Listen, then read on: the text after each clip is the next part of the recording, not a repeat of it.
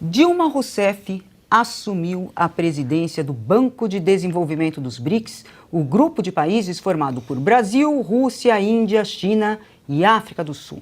A cerimônia foi na sede da instituição em Xangai, na China. Dilma foi indicada ao cargo por Lula.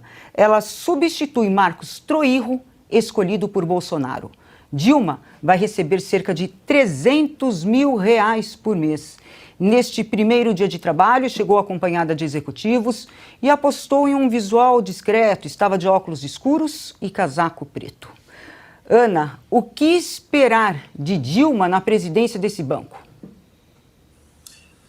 Esperar que o mundo entenda por que ela sofreu um processo de impeachment no Brasil. Vai ficar óbvio, né? As pessoas vão olhar e falar: por isso.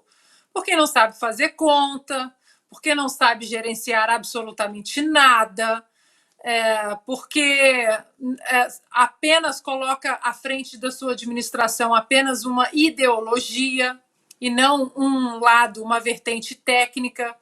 E aí, falando desse lado técnico, né?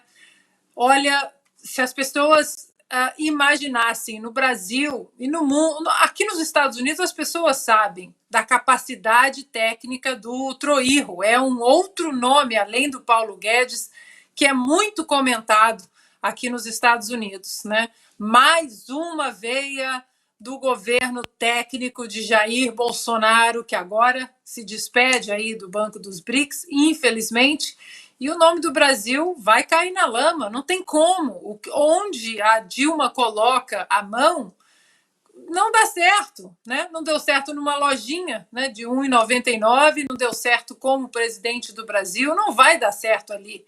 O problema é que ali não é só o nome da Dilma que está em jogo, é o nome do Brasil também, é o nome do Brasil perante a investidores estrangeiros, a todo o comércio exterior, a todos os laços comerciais que nós temos no mundo. Não vai dar certo, mas pelo menos o mundo vai entender por que nós tivemos que colocar a Dilma aí no processo de impeachment. Silvio, o Brasil está bem representado com Dilma na presidência do banco? Olha, Cris, vamos lá, né? Primeiro, relembrar que quem ocupava essa cadeira era o competentíssimo Marcos Troirro, né? Então, é aquela velha história em que sai de campo um grande jogador e você olha para o banco de reservas, para o substituto e dá medo. Bom, Banco dos BRICS tem uma carteira, tem 100 bilhões de dólares. Então, você imagina que a Dilma vai cuidar da distribuição desse montante, sendo que ela fez o que fez com as contas públicas no Brasil, o pior governo desde Fernando Collor, sem dúvida nenhuma, né? O Brasil em recessão, desemprego, ministros sendo defenestrados do governo por desvios, por corrupção. A Lava Jato, o ápice da Lava Jato ocorre durante o governo Dilma Rousseff. Como é que ela vai explicar em mandarim pedaladas fiscais ou aqueles gritos que ela dava para o Manteiga para ele cometer barbaridades na nossa economia? Mas vamos lá. Imagina o que deve estar passando na cabeça, por exemplo, de um indiano russo ou de um chinês, ou mesmo na África do Sul, ao pensar que seus projetos de saneamento básico, energia renovável, mobilidade urbana, vão passar pelo gabinete da senhora Dilma Rousseff, que não sobrevive a um Google sem que quem pesquisa caia na gargalhada. Eu acho que é disso que se trata. Coronel Gerson. Eu vou aprofundar um pouquinho mais essa questão, porque eu imagino que a presença da Dilma nesse banco ela não está relacionada aos aspectos econômicos.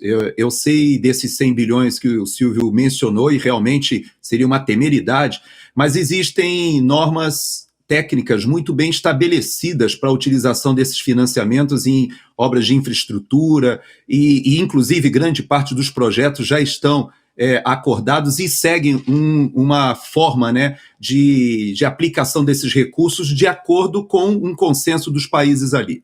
O que me preocupa é que o Brasil hoje ele está num momento de um alinhamento geopolítico um pouco complexo. A presidente Dilma, ela, num lançamento de um livro em São Paulo, que era China, o socialismo do século XXI, ela fez a seguinte declaração: a China representa uma luz nessa situação de absoluta decadência e escuridão que é atravessada pelas sociedades ocidentais.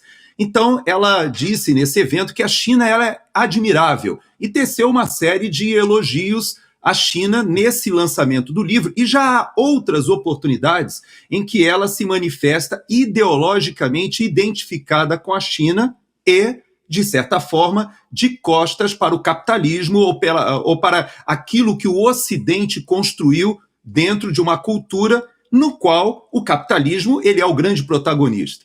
Quando nós observamos o capitalismo socialista, ou aquele capitalismo de Estado, ou aquilo, ou aquela destinação que o Xi Jinping ele já falou por diversas vezes, que ele dá ao capital, no qual ele dá uma destinação diferente ao capital que o Ocidente dá, nós encontramos todo o globo discutindo um momento em que a Rússia, China se organizam, se juntam para fazer frente a uma nova modelagem do capital internacional. Entra o Irã também nesse momento. Nós sabemos que o Sergei Lavrov, inclusive, falou que virá ao Brasil em breve. Nós temos os navios iranianos aportando no Brasil, navios de guerra. Nós temos uma aproximação com a Venezuela, que tem dentro da Venezuela capital chinês, iraniano, russo. Nós temos uma série de questões acontecendo simultaneamente. A Índia surgindo como grande mercado e que também está ali dentro desse bloco. Então, eu acho que é uma responsabilidade grande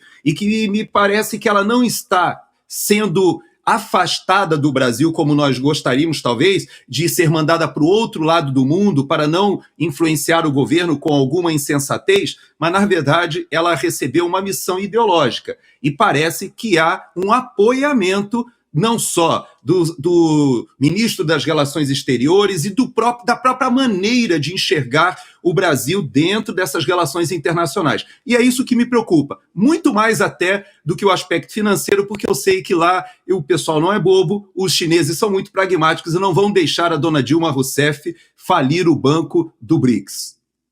Augusto, o que você achou dessa mudança? Antes Troirro, agora Dilma Rousseff. Sai o Pelé, entra o Cafuringa, né? É um negócio assim, tem de anunciar como um locutor esportivo, né? Vai explicar o quê? Como mostraremos ainda nessa semana. Eu vou ficar, para ser bem objetiva, por enquanto, eu vou ficar numa frase que eu vi na internet e que realmente resume tudo aí. O Brasil sabe ser vingativo, né? Os chineses mandaram um vírus para cá, nós mandamos a Dilma Rousseff para lá. Não é brincadeira.